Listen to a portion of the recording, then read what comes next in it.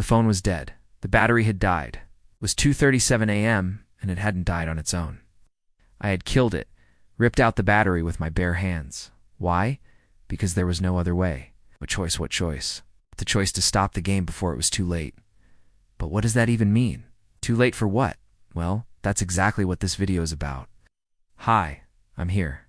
This is my channel, and this is my story. It all started when one of my best friends, Vanessa, or V for short, went missing. She disappeared without a trace. One minute she was here in our dorm room talking to me about her weekend plans, and the next minute she was gone, vanished into thin air. Her bed was neatly made, her things were untouched, and there was no sign of a struggle. At first we thought she had just gone out for a bit, maybe to get some fresh air, or to call her boyfriend, but she never came back. I remember waiting by the window, watching the sunset over the horizon, every minute ticking by like an hour, every hour feeling like a day. As the darkness crept in, so did my worry. By the time the moon was high up in the sky, I was pacing the room, whispering her name as if to coax her back. The night wore on, each tick of the clock a hammer blow to my hope. Then, around 2 in the morning, when the rest of the world was asleep, she came back. She was different. She wasn't the same V. She looked pale, shaken, and her eyes, they were wide and distant, like she had seen something that chilled her to the bone. She didn't speak much on the way back, and when she did, it was in a voice that sounded like it belonged to someone else. It wasn't her usual bubbly, energetic tone. It was flat, emotionless, like a puppet being controlled by invisible strings. She didn't explain where she'd been or why she'd left me hanging like that, and I didn't push her. I knew there was something wrong, something very wrong, but I also knew that whatever it was, she wasn't ready to talk about it yet. So I waited. I waited for her to come back to me, to tell me what had happened.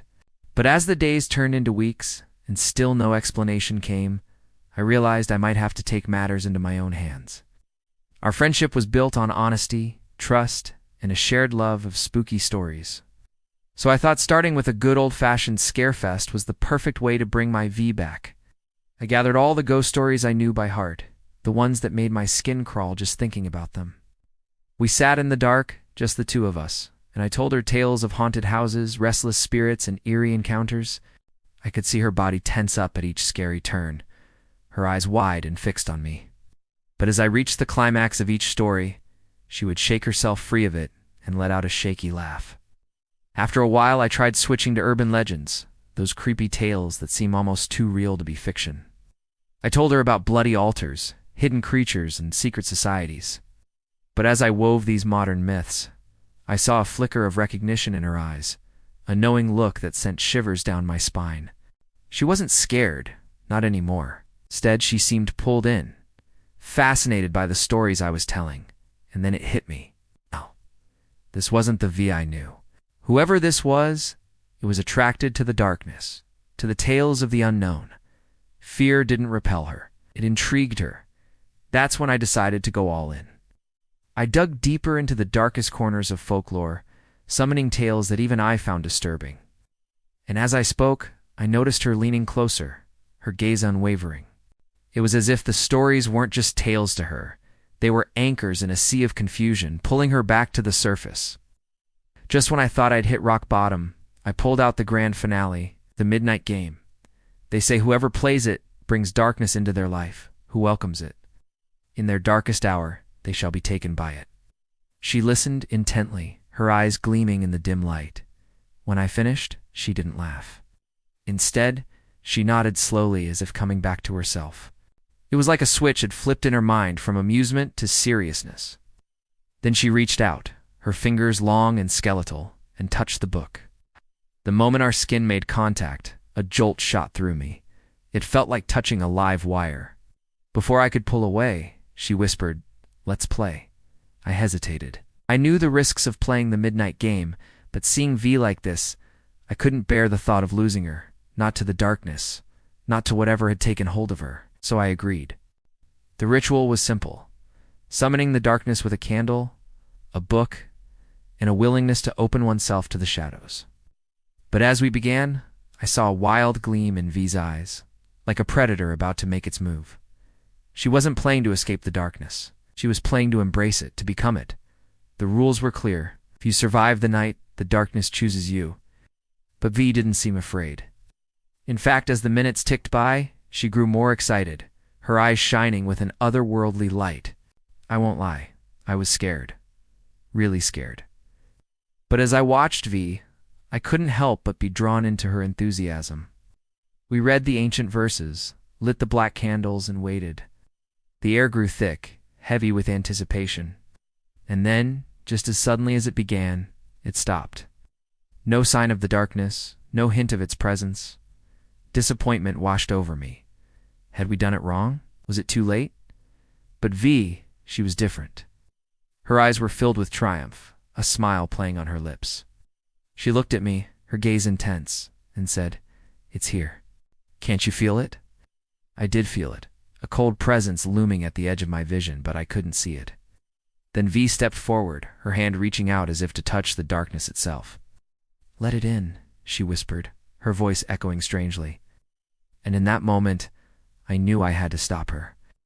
Whatever this was, it wasn't V. It was something dark, something dangerous.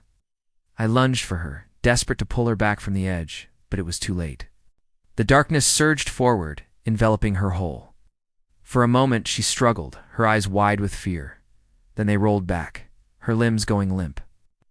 And as the darkness consumed her, a single word escaped her lips. "Run." And I did. I ran from the room, from the house, from the town, anything to escape the nightmare I had become a part of. I haven't stopped running since. Now, some might say I'm crazy that I imagined the whole thing. But I know what I saw, what I felt. The midnight game isn't a myth. It's real, and so is the darkness it brings. Now, here's the catch. You can choose to ignore this warning, to think it's just another creepypasta, a scary story to keep you up at night. But if you do, don't come crying to me when the darkness finds you. If you want to know more about the midnight game, if you're brave enough to face the truth, read on. But be careful. The darkness is patient. It waits for its moment to strike. And once it has you, there's no escape. No. You might be wondering why I didn't tell you about this before. Why now? I couldn't risk it. Not everyone understands the gravity of what I'm talking about. Some wouldn't believe me. Others would think it's just a story. Only a few would understand the urgency, the need to get out before the darkness fully consumes you. That's why I waited, hoping to find a way to defeat it, to banish it back to the shadows where it belongs. But I haven't found a way yet. Maybe you can help. If you've played the midnight game and survived, if you've seen the darkness and lived to tell the tale, contact me. I need your help. Together, we might stand a chance against it. If you're one of the chosen, you already know what I'm talking about. The nightmares, the whispers in the dark, the feeling of being watched. You've tried to outrun it, to hide from it, but it always finds you in the end. There's power in numbers, they say, so reach out.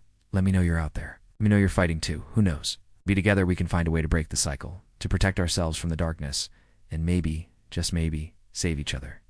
But remember, time is running out. The longer we wait, the deeper the darkness grows. So please, if you're out there and you understand, contact me. Together we might have a chance. But if you wait too long, the darkness will consume us all.